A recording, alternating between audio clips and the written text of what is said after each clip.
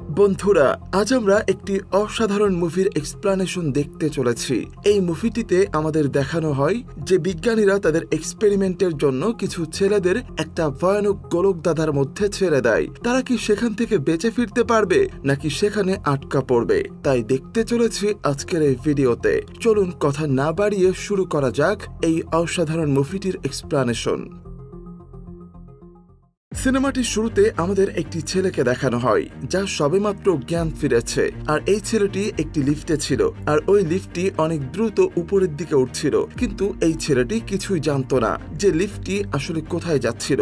আর তখনই লিফটটি থেমে যায়, আর তারপর তার বয়সের কিছু ছেলেরা এসে গেটটি খুলে তাকে লিফট থেকে বাইরে বের করে আনে। এই ছেলেটি কিছুই জানতো না যে এটি কোন জায়গা আর কেন বা সে এখানে এসেছে। আর এজন্য সে ওখান থেকে দৌড়াতে শুরু করে এবং দৌড়াতে দৌড়াতে মাটিতে পড়ে যায়। আর এরপর সে উঠে দেখে যে চারিদিকে উঁচু উঁচু দেয়াল দিয়ে আটকানো, আর এই দেয়ালের উপর চড়া পুরোপুরি ভাবে অসম্ভব ছিল।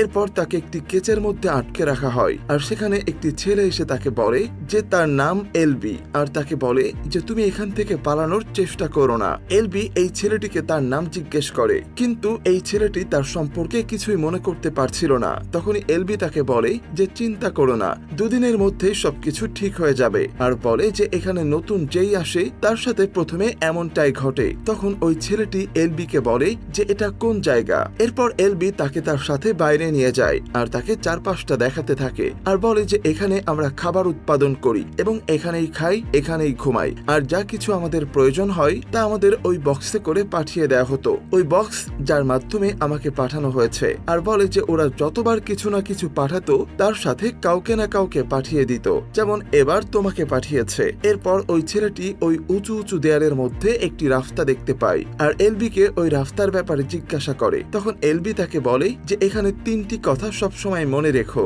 কখনো নিজের সময় নষ্ট করো না, সবসময় কাজে লেগে থেকো। দ্বিতীয়ত, কখনো নিজেদের মধ্যে লড়াই করো না। আর তৃতীয়ত, কখনোই দেয়ালের উপারে যাওয়ার চেষ্টা করো না। কিন্তু এই ছেলেটি জানতে চায় যে দেয়ালের অপর পাশে ঠিক কি রয়েছে। যখনই সে ওই রাস্তা দিয়ে যেতে থাকে তখনই সেখানে ছোট্ট একটি ছেলে এসে তাকে আটকায় আর ওখানে যেতে মানা করে, আর বলে যে তুমি ওখানে যেতে পারবে না, আমাদের মধ্যে কেউই ওখানে যেতে পারবে না। আর ঠিক তখনই ওই রাস্তা দিয়ে দুজন ছেলেকে দৌড়াতে দৌড়াতে আসতে দেখা যায়। তখন ওই ছোট্ট ছেলেটি তাকে বলে যে এরা আমাদের থেকে আলাদা, এরা হলো রানার্স, আর এজন্য এরা এই মেজের ভেতর দিয়ে যেতে পারবে। আর এই কথা শুনে তার ওই মেজের ভেতর যাওয়ার ইচ্ছা আরো বেড়ে যায়। এরপর সে যখন ওই মেজের মধ্যে যেতেই যাচ্ছিল তখন সেখানে গ্যালি নামে একটি ছেলে এসে তাকে আটকায়। কিন্তু এই ছেলেটি ভেতরে যেতে চায়, আর তার কিছুক্ষণের মধ্যে রাস্তাটি বন্ধ হয়ে যেতে থাকে। আসলে এটি একটি দরজা ছিল, আর এটি সন্ধ্যা হলে অটোমেটিক্যালি বন্ধ হয়ে যেত। এরপর আমরা দেখি যে রাতের বেলায় মেজের মধ্যে সবাই খাওয়া দাওয়া নাচ গান করছে, মানে অনেক আনন্দ করছে। সেখানে আমরা দেখি যে নতুন ছেলেটির সাথে একটি ছেলে কথা বলছে। ওই ছেলেটি কিছু ছেলেদের দেখিয়ে বলে যে ওরা সবাই হচ্ছে রানার, আর ওরা প্রতিদিন এই মেজের মধ্যে দৌড়ায়, আর ওরা এখান থেকে বাইরে বের হওয়ার রাস্তা খুঁজছে। ওরা 3 বছর ধরেই এই গোলকধাঁধার মধ্যে এখান থেকে বের হওয়ার রাস্তা খুঁজছে, কিন্তু এখনো পর্যন্ত তারা এখান থেকে বের হওয়ার রাস্তা খুঁজে পায়নি। সে আরো বলে চর আমাদের থেকে অনেক শক্তিশালী, আর কোন রানার যদি মেজের ভেতরে যায় আর সন্ধ্যা হওয়ার আগে ফিরে আসতে না পারে তাহলে তাকে আর কখনোই খুঁজে পাওয়া যায় না। আর তাকে এও বলে যে এই ভুলভুলাইয়া একরকম থাকে না, প্রতিদিন এটি চেঞ্জ হতে থাকে, আর এই কাজটি তারাই করে যারা আমাদেরকে এখানে পাঠিয়েছে। এরপর তারা ওই রানারদের কাছে যায়, আর সেখানে একজন রানারের নাম ছিল গ্যালি। সে তাকে ফাইটের চ্যালেঞ্জ করে। এরপর তারা ফাইট করতে থাকে, আর সেখানে গ্যালি তাকে মাটিতে ফেলে দেয়, আর এতে সে মাথায় প্রচন্ড আঘাত পায়। তখন হঠাৎ করে তার মনে পড়ে যায় যে তার নাম হচ্ছে থমাস, আর সে বাকিদের বলে যে আমার নাম থমাস। আর এই কথা শুনে বাকিরা সবাই খুশি হয়ে যায়, কারণ এই নতুন ছেলেটির তার নাম মনে পড়ে গিয়েছে। এর পরের দিন সকালে থমাস যখন বাকি ছেলেদের সাথে কাজ করছিল তখন সে জিজ্ঞেস করে যে কখনো কেউ কি ওই দেয়ালের উপরে ওঠার চেষ্টা করেছিল কিনা। তখন ওই ছেলেটি বলে যে ওখানে এখনো পর্যন্ত কেউ চড়তে পারেনি, আর বলে যে আমরা চেষ্টা করেছিলাম কিন্তু আমাদের মই এতটা বড় ছিল না যাতে করে আমরা ওই দেয়ালের উপরে উঠতে পারি। তখন থমাস বলে যে আমরা যে লিফট দিয়ে এসেছিলাম ওই লিফট দিয়ে কেউ বের হওয়ার চেষ্টা করেছিল কিনা। তখন ওই ছেলেটি বলে যে যখন ওই লিফটে কেউ বসতো তখন ওই লিফটটি কখনো নিচে যেতই না, আর বলে যে আমরা সব ধরনের চেষ্টা করেছি কিন্তু এখান থেকে বের হওয়ার শুধু একটি মাত্র উপায় রয়েছে, আর সেটা হচ্ছে ওই ভুলভুলাইয়া মানে ওই মেজো। থমাসকে গাছের খাবার আনার জন্য পাঠানো হয় কারণ তারা এখানে তাদের খাবারের জন্য ফল সবজি সবই উৎপাদন করত। যখন থমাস খাবার আনার জন্য জঙ্গলে যায় তখন থমাস একটি ছেলেকে দেখতে পায় যে একজন রানার ছিল। সে একদিন আগে ওই মেজের মধ্যে গিয়েছিল। সে থমাসের উপর আক্রমণ করে আর তাকে মারার চেষ্টা করে, কিন্তু থমাস কোনোভাবেই ওখান থেকে পালিয়ে জঙ্গল থেকে বাইরে বেরিয়ে আসে। কিন্তু ওই রানার থমাসের উপর আবারও আক্রমণ করে আর তখন সে এখানে বাকিদের কাছে চলে আসে আর ওই ছেলেটিকে ধরে রাখে। তখন এলবি ওই ছেলেটির জামা উঠাতে বলে। তারা তার গায়ের জামা উঠিয়ে তার বডিতে একটি নিশান দেখতে পায় আর এটি দেখে তারা বুঝতে পারে যে সে কোনো ভাইরাসে আক্রান্ত হয়ে গিয়েছে, তাই তাকে বন্দী করে রাখা হয়। আর এখানে আমরা বুঝতে পারি যে মেজের মধ্যে এমন একটা কিছু আছে যেটি অনেক ভয়ঙ্কর এবং বিপজ্জনক। এরপর আমরা দেখি যে থমাস আর এলবি একসাথে বসে কথা বলছে। সেখানে এলবি তাকে বলে যে ও যখন তোমার উপর আক্রমণ করেছিল তখন ও তোমাকে কিছু বলেছে কিনা। তখন থমাস বলে যে ও আমাকে বলেছিল যে ও নাকি আমাকে দেখেছে আর আমার জন্যই নাকি এসব কিছু হচ্ছে, আর বলে যে এসব আমার জন্য কিভাবে হতে পারে। তখন এলবি তাকে বলে যে সবকিছু ইনফেকশনের জন্য হচ্ছে, তাই সে যা খুশি বলছে। এরপর আমরা দেখি যে সন্ধ্যায় যখন ওই মেজের দরজা বন্ধ হয়ে যাবে তখন তারা সবাই সেখানে উপস্থিত থাকে আর যে ছেলেটি ইনফেক্টেড ছিল তাকে জোর করে ওই মেজের মধ্যে ছেড়ে দেওয়া হয়, কারণ তাকে আর এখন বাঁচানো সম্ভব না। আর এই ভাইরাসের কোনো ঔষধ তাদের কাছে ছিল না। তারা রানারদের অনেক সম্মান করত, কারণ তারা নিজেদের জীবন বাঁচি রেখে এখান থেকে বের হওয়ার রাস্তা খুঁজত। আর এই জন্য তারা প্রতিটা মারা যাওয়া রানারদের নাম পাথরে খোদাই করে লিখে রাখত। এর পরের দিন সকালে মেজের মধ্যে এলবি যায় আর এলবি কোনো রানার ছিল না আর সে এর আগে কখনোই মেজের মধ্যে যায়নি, কিন্তু তার উপর একটা দায়িত্ব ছিল, কারণ এলবি এখানে সবার আগে এসেছিল, কারণ এখানে প্রতি মাসে একজনকে পাঠানো হতো। কিন্তু যখন এলবিকে পাঠানো হয়েছিল তখন এখানে কেউই ছিল না আর সে পুরো 1 মাস একাই বেঁচে ছিল আর বাকিদের এখানে টিকে থাকতে গাইড করেছিল। এরপরে আমরা দেখি যেদিকে সন্ধ্যা হয়ে যাচ্ছে কিন্তু এলবি আর তার সাথে মিনো ফিরে আসছে না আর এজন্য তারা সবাই অনেক চিন্তিত হয়ে পড়ে আর তাদের জন্য ওয়েট করতে থাকে। এরপর আমরা দেখি যে দরজাটি বন্ধ হতে শুরু করেছে আর তারা ঠিক সেই সময় হেড রানার যার নাম ছিল মিনো আর এলবি কে দেখতে পাই। সেখানে মিনো পুরোপুরি সুস্থ থাকলেও এলবি অনেক আহত ছিল, তাই মিনো তাকে টেনে ওখান থেকে বের করে আনার চেষ্টা করছিল, কিন্তু ওদিকে ওই দরজাটি বন্ধ হয়ে যাচ্ছিল আর ঠিক সেই মুহূর্তে থমাস ওই গোলক ধাঁধার মধ্যেই ঢুকে পড়ে তাদেরকে সাহায্য করার জন্য। আর থমাস ওই গোলক ধাঁধার মধ্যে ঢুকে পড়ার সাথে সাথেই ওই দরজাটি পুরোপুরি ভাবে বন্ধ হয়ে যায়। এখন তারা তিনজনই পুরোপুরি ভাবেই গোলক ধাঁধার মধ্যে ফেসে গিয়েছে আর এদিকে এলবির অবস্থাও ধীরে ধীরে খারাপ হতে চলেছে, কারণ তাকে ওই গ্রিফার্স কেটেছে আর যার ফলে সেও ইনফেক্টেড হয়ে গিয়েছে। আর তখনই সেখানে একটি ভয়ানক আওয়াজ আসে আর এই আওয়াজটি ছিল ওই গ্রিফার্সের। তখন মিনো বলে যে আমাদের এখন ওখান থেকে চলে যাওয়া উচিত, না হলে আমরাও মারা যাব। কিন্তু থমাস এলবিকে একা রেখে এখান থেকে যেতে চায় না। থমাস দেওয়ালের মধ্যে অনেকগুলো লতা পাতা দেখতে পায় আর এটি দেখে তার মাথায় একটা বুদ্ধি আসে আর তারা দড়ির সাহায্যে এলবিকে বেঁধে ঝুলিয়ে রাখে যাতে করে গ্রিফার্স তাকে না দেখতে পায়। কিন্তু ততক্ষণ ওই গ্রিফার্সটি এসে পড়ে। তখন মিনো তার জীবন বাঁচানোর জন্য ওখান থেকে পালিয়ে যায়, কিন্তু থমাস ওখানে একটি দেয়ালের নিচে লুকিয়ে পড়ে। এরপর সেখানে গ্রিফার্সটি চলে আসে আর সে থমাসকে দেখে ফেলে আর অন্যদিকে ওই মেজের দেয়ালগুলো পরিবর্তন হতে শুরু করে দিয়েছে। তখন থমাস দেখে দুটি দেয়াল প্রায় বন্ধ হতে চলেছে। তখন সে বুদ্ধি খাটিয়ে ওই গ্রিফার্সকে তার দিকে আনতে বাধ্য করে। গ্রিফার্সটি যখন তাকে মারতে আসে তখন থমাস ওই দেয়ালের মধ্য দিয়ে দৌড়াতে থাকে আর ওই গ্রিফার্সটিও তার পিছু নেয়। তখন থমাস ওখান থেকে বাইরে বেরিয়ে গেলেও ওই গ্রিফার্সটি দেয়ালের চাপায় মারা যায়। এরপর আমরা দেখি যে সকালে যখন ওই মেজের দরজা খুলে যায় তখন সেখানে সবাই তাদের জন্য ওয়েট করছিল। তারা তাদের না দেখতে পেয়ে ভাবে যে তারা সবাই হয়তো মারা গিয়েছে, কারণ এখনো পর্যন্ত ওই গোলক ধাঁধার মধ্য থেকে কেউ এক রাত জীবিত থাকতে পারেনি। তারা সবাই চলে যেতে থাকে আর ঠিক তখন ওই বাচ্চা ছেলেটি দেখে যে থমাস আর মিনো এলবিকে নিয়ে আসছে। এখানে এলবি অচেতন থাকলেও সে এখনো মারা যায়নি, সে এখনো বেঁচে আছে। এখানে থমাস এলবির জীবন বাঁচালেও সেখানে গ্যালি নামে একটি ছেলে থমাসের এই কাজের জন্য খুশি ছিল না, কারণ সে তাদের রুলস ভেঙেছে।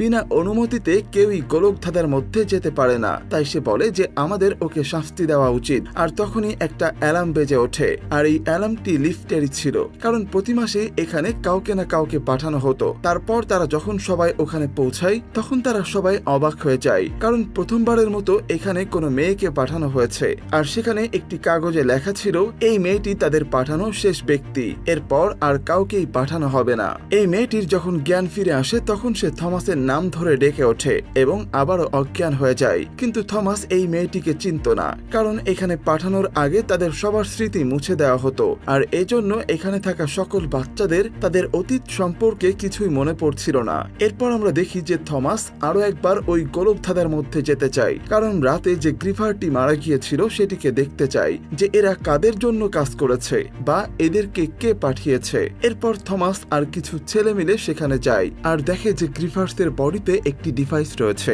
যেখানে কিছু নাম্বার লেখা ছিল, আর এই নাম্বারটি ওই নাম্বার ছিল যে নাম্বার ওই লিফটেও লেখা ছিল, যে লিফট দিয়ে তাদেরকে এখানে পাঠানো হয়েছে।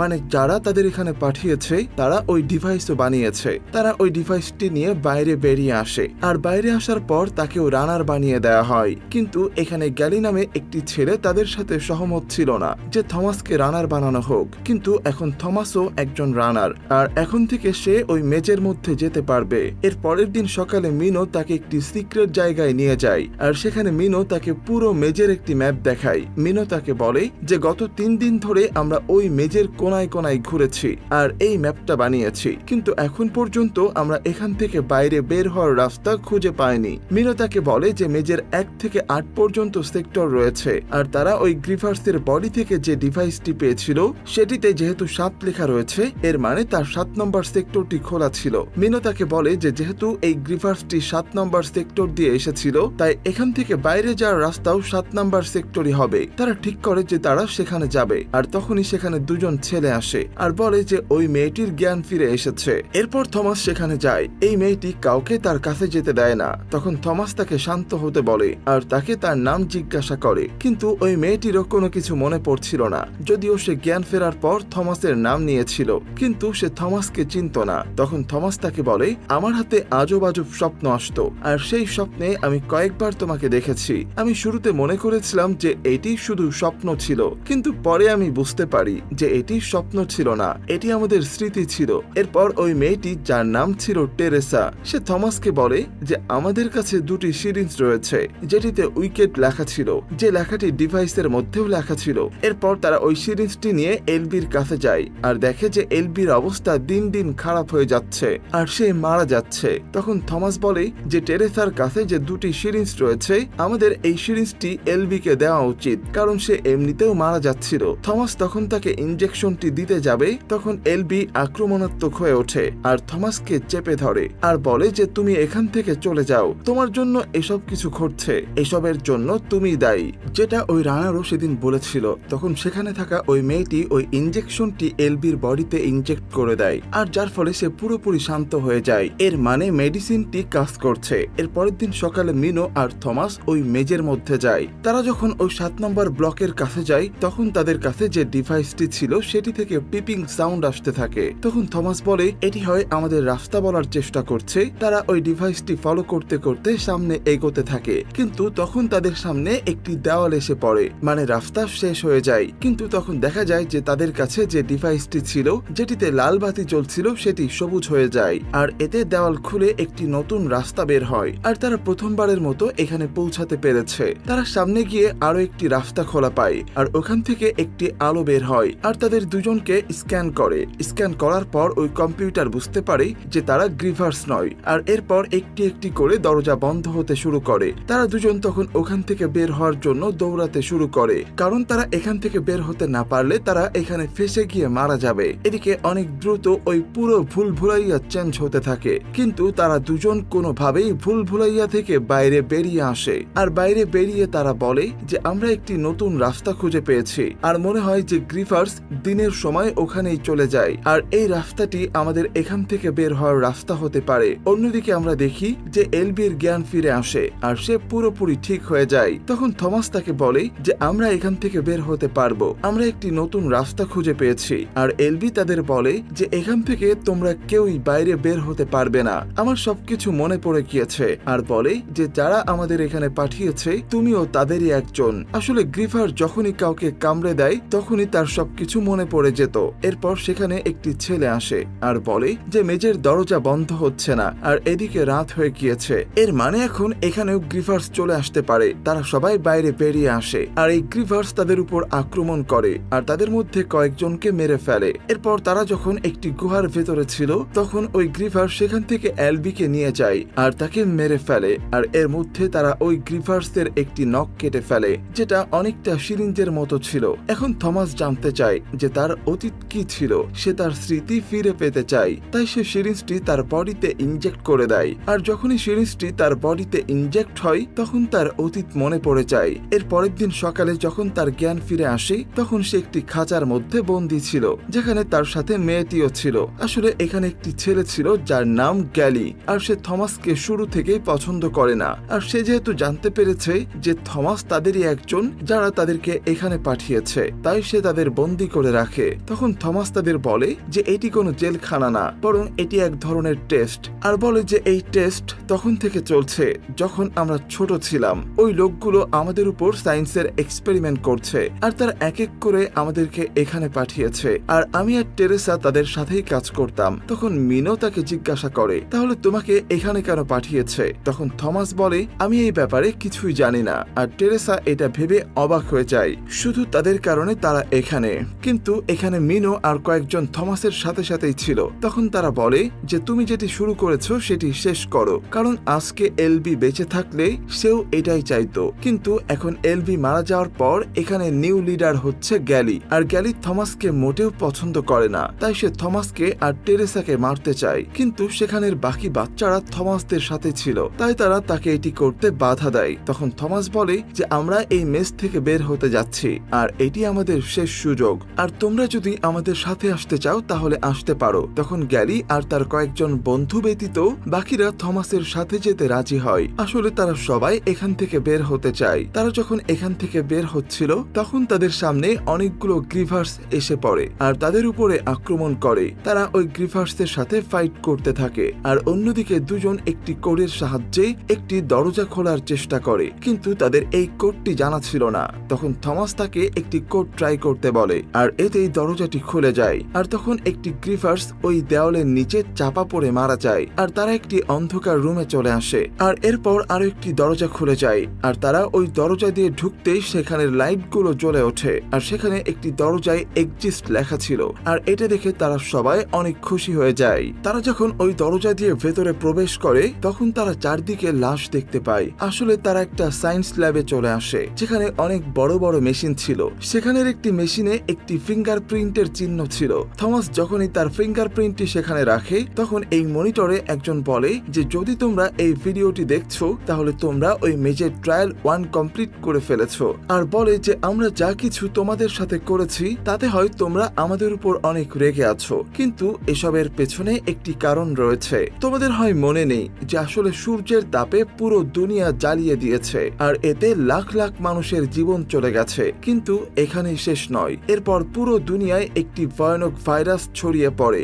যা মানুষের মস্তিষ্কে আক্রমণ করে, আর এতে মানুষ আউট অফ কন্ট্রোল হয়েছে, যার কোনো চিকিৎসা ছিল না। কিন্তু এরপর আমাদের অন্ধকারে আলো দেখা দেয়, আর আমরা এর চিকিৎসা খোঁজার চেষ্টা করি, কিন্তু এসব এতটাও সহজ ছিল না। তাই নিউ জেনারেশনকে অনেক কঠিন অবস্থার মোকাবেলা করতে হবে। তখন তারা সবাই বুঝে যায় যে তারা সবাই এক্সপেরিমেন্টের অংশ ছিল। সেখানে মস্তিষ্কের ওই ভাইরাসের মেডিসিন খোঁজা হচ্ছিল। তখন ওই সায়েন্টিস্টটি তাদের বলে যে তোমাদের মনে অনেক প্রশ্ন রয়েছে, কিন্তু খুব শীঘ্রই তোমাদের সকল সন্দেহ দূর হয়ে যাবে। এটি টেস্টের শুরু ছিল, আর এতে অনেক সময় লাগে, কিন্তু আমাদের অনেক দেরি হয়ে গিয়েছে। আর বলে যে বাইরের দুনিয়া তোমাদের অপেক্ষায় আছে। আর এই ডক্টরের পেছনে দেখানো হয় যে ওখানে কিছু লোক আসে আর সেখানে থাকা সকল ডক্টরদের মেরে ফেলে, আর এরপর এই ডক্টরটিও তার মাথায় গুলি করে মেরে ফেলে। এরপর তারা তাদের পিছনের ডক্টরটির লাশ দেখতে পায়, মানে এই ঘটনাটি কিছু সময় আগেই ঘটেছিল। আর এখানে যে অপারেটিং সিস্টেম ছিল সেখান থেকে ওই মেজর সবাইকেই দেখা যেত। এরপর সেখানে হঠাৎ করে গ্যালি চলে আসে, আর তার হাতে বন্দুক ছিল, আর সে আউট অফ কন্ট্রোল হয়ে থমাসকে মারতে চায়, কারণ তাকে ওই গ্রিভার্স কামড়ে দিয়েছিল, আর যার ফলে তার স্মৃতি মনে পড়ে গিয়েছে। আর সে জানতে পেরেছে যে থমাস ওই টিমের অংশ ছিল যারা তাদেরকে এখানে পাঠিয়েছে। তাই সে রেগে থমাসের উপর গুলি চালায়, কিন্তু তখন মিনো তার হাতে থাকা হাতিয়ারের সাহায্যে তাকে মেরে ফেলে। আর আমরা দেখি যে গ্যালি যখন থমাসকে গুলি করছিল তখন থমাসের সামনে ছোট্ট ছেলেটি এসে পড়ে, আর এই বাচ্চাটি থমাসকে অনেক ভালোবাসতো, আর যার ফলে গুলিটি বাচ্চার শরীরে গিয়ে লাগে, আর সে সেখানেই মারা যায়। আর তখনই সেখানে কিছু সোলজাররা চলে আসে, আর তারা ওই বাচ্চাদের ওখান থেকে একটি হেলিকপ্টারে করে নিয়ে যায়। এরপর আমাদের ওই ডক্টরটিকে দেখানো হয় যে একটু আগে থমাসের সাথে ভিডিও কলে কথা বলেছিল, আর নিজেকে গুলি করে মেরে ফেলেছিল, কিন্তু সে নিজেকে মেরে ফেলেনি, সেটা শুধু দেখানোর জন্যই ছিল। এরপর আমরা দেখি যে সে কিছু লোকের সাথে একটি মিটিং করছে আর বলছে যে আমাদের প্রথম রাউন্ডের মিশন সাকসেসফুল হয়েছে। আর থমাস সবসময়ের মতো এবারও ইমপ্রেস করেছে আর বলে যে আমরা এখন তাহলে দ্বিতীয় রাউন্ডের ট্রায়াল শুরু করতে পারি। আর এখানেই মুভিটির পার্ট 1 শেষ হয়ে যায়। আজকের জন্য এই পর্যন্তই। ভিডিওটি ভালো লাগলে কমেন্ট করে জানাবেন, আর এই মুভির বাকি পার্টগুলো দেখতে চাইলে সেটাও জানাতে পারেন। দেখা হচ্ছে পরবর্তী কোনো নেক্সট ভিডিওতে, ততক্ষণ আমাদের সাথেই থাকবেন এই আশা ব্যক্ত করে এখানেই শেষ করছি। আল্লাহ হাফেজ।